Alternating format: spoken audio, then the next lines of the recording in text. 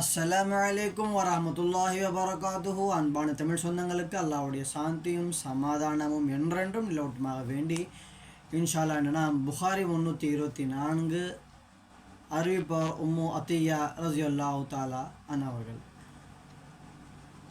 இந்த ஹதீஸில் அவர் கூறுகிறார், பெண்களாகிய நாம் போர்க்களத்தில் கலந்து கொண்டோம், நோயாளிகளை அதாவது காயப்பட்டவர்களை கவனித்தோம்.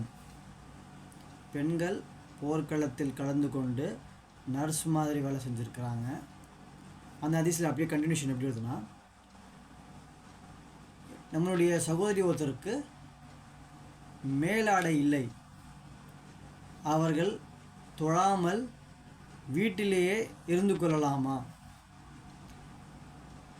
சகோதரி ஒருத்தருக்கு மேலாடை இல்லை, தொழாமல் வீட்டில் இருந்து கொள்ளலாமா என்று கேட்டதற்கு நபிகள் நாயகம் ஸல்லல்லாஹு அலைஹி வஸல்லம் பதில் சொல்கிறாங்க, உங்களுடைய மேலாடைகளிலிருந்து ஒரு மேலாடை கொடுத்து விடுங்கள்.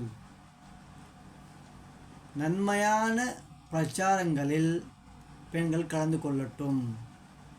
நன்மையான பிரச்சாரங்களில் நன்மையான காரியங்களில் கலந்து கொள்ளட்டும். பிரச்சாரங்கள்னு வருது. இந்த ஹதீஸை நாம் கவனித்தோம் என்றால் இதை வைத்து கொண்டுதான் மார்க்க பிரச்சாரத்தில்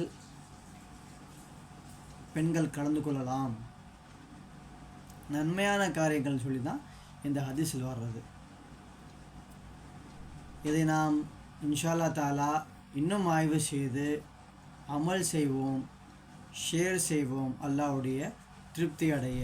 அஸ்ஸலாமு அலைக்கும் வரஹ்மத்துல்லாஹி வபரகாத்துஹு.